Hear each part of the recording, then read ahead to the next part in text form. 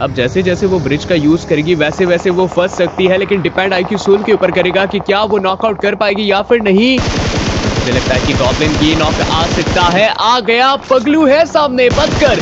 अगर वो खिलाड़ी गाड़ी से उतरा तो दिक्कत हो जाएगी, लेकिन उतार दिया जाएगा। क्लच गॉड भी आ रहे हैं, क्लच गॉड तो निकल गए हैं। लगता है कि मैट किंग का समापन किया आसानी से जा सकता है, क्योंकि और एक प्लेयर नॉकआउट हो चुका है। क्लच गॉड ही बचे हैं सिर्फ और सिर्फ अकेले। देखिए, प्लानिंग हो तो कुछ इस प्रकार की हो। क्या कमाल का प्लॉट ट्विस्ट आता हुआ दिखाई दिया। जहां मैट किंग्स आराम से गुजर रही थी, उनको लगा कि कोई खास दिक्कत होगी नहीं, मगर आईक्यू सोल ने तो सबके लिए एक बहुत बड़ा जाल बुन रखा था। माइट भी टीम को बहुत बड़ा नुकसान हो सकता है। गॉब्लिन उनका वो एक नेट तो दाग दिया और उस एक नेट ने देख सकते हैं कि काफी बड़ा विस्फोट किया, जिसकी वजह से टीम रैपिड के उसके वो काफी तरह खिलाड़ियों के ऊपर एक काफी आत्मघाती हमला वो कर चुके हैं। पर देख सकते हैं नॉकआउट के बाद तो दोनों के प्लेयर आ चुके हैं, अंडर और गॉब्लिन। एंगल बढ़िया है, बट उन्हें पता है कि देखिए खिलाड़ी कहाँ मौजूद हो सकता है और शायद नहीं। इस समय तो आप ऐसी गलती नहीं कर सकते हैं, बट चाहते रहते गॉब्लिन। क्या उन्होंने मैट किंग के प्लेयर क्लच गॉड उन्हें भी समाप्त कर दिया? और अगर ऐसा हुआ है तो हाँ, वो प्लेयर काफी सारे फिनिशेस एक बैटल से वो प्राप्त करने में कामयाब रहे। लेकिन अब आईक्यू सोल अब एफएस के लिए तैयार है। अगर एफएस से इनकी फाइट होगी तो एक कंसर्निंग चीज ये रहेगी कि पीछे से वीएक्सटी वार कर सकती है। सिम्प है, स्ट्रेंजर है उनके पास, बच कर रही है वो दो खिलाड़ी। 4-5 के बराबर तो बिल्कुल है, तो उनसे इस प्रकार से भिड़ंत करना आपके लिए परेशानी वाला गेम बन सकता है। और गॉब्लिन जिस जगह पर है, यहाँ तो एफएस भी उनको घेर सकती है, पीछे से भी वार आ सकता है, लेकिन स्मोक का यूज करना सबसे श्रेयस्कर डिसीजन। मुझे लगता है कि हारने में और हार मानने में एक बड़ा अंतर होता है।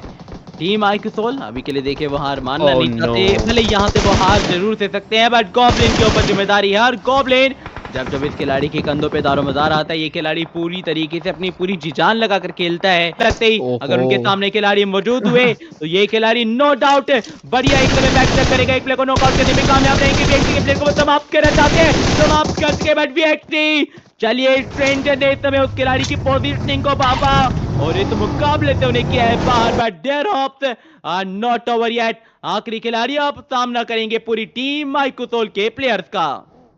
अभी भी स्ट्रेंजर बचे हैं, लेकिन अब बहुत ज्यादा हार्ड होगा 3-3 खिलाड़ियों को संभाल पाना। और ये लीजिए एक आखिरी प्लेयर को फिनिश करते हुए आईक्यू सोल जहां 20 अंक उनके पास आते हुए दिखाई दिए हैं।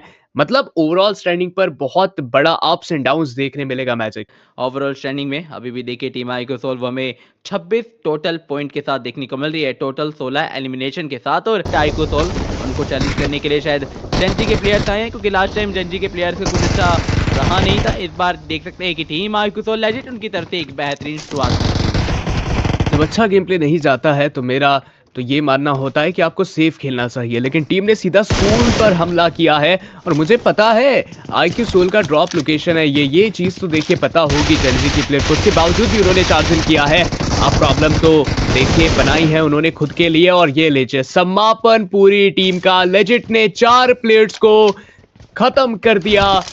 बट नकुल अगर वहां पे नॉकआउट हो जाते हैं लक बाय चांस, तो बाकी के प्लेयर्स उनको एक अच्छी तरीके से कवर भी प्रोवाइड कर सकते हैं। बट नकुल देखिए मैं इसी चीज की बात कर रहा था, वो खिलाड़ी इतना दमखम तो रखता है कि आसपास वाले खिलाड़ियों को वो आराम से टैकल कर सके। बट अभी मैं फ्लैश उनको किया जा चुका है नॉकआउट और समाप्ति की तरफ भी भेज दिया जाएगा अगर वो खिलाड़ी कवर में नहीं चल रहा है। लेजेंड का ये 5वां फ्रैग है। प्लेयर बहुत ज्यादा खुश है इन सारी चीजों को लेकर। सामने ग्रेनेड भी थ्रो किया है, देखते हैं उससे कितना ज्यादा इंपैक्ट आ सकता है। नकुल वो भी तैयार, दोनों तरफ से नेट्स आ रहे हैं। मुझे लग रहा है कि सामने से नेट पहले आएगा, लेकिन एक्यूरेट किसका होगा ये क्वेश्चन मार्क। बट एक्यूरेसी तो दोनों तरफ से ही नहीं देखने को मिली है अभी तक। बट अभी के लिए team B like they are in break trouble, but देख सकते हैं कि बिहाइंड द बैक वेल्ट के प्लेयर भी पूरी तरीके से वो फायदा उठाने की कोशिश भी कर रहे हैं। बट बी लाइक के अभी भी एक खिलाड़ी के पास एक बढ़िया कवर है और हालांकि देखा जाए तो सर्कल उनको पुल ऑफ करने की कोशिश भी कर रहा है। बट अगर एक और सही नेट एक सही दिशा में जाता है तो शायद हाँ, जो प्लेयर टीम आईक्यू सोल के वो नॉकआउट किए गए हैं वो समाप्ति की कगार पर भी भेजे जा सकते हैं। पर ऐसे में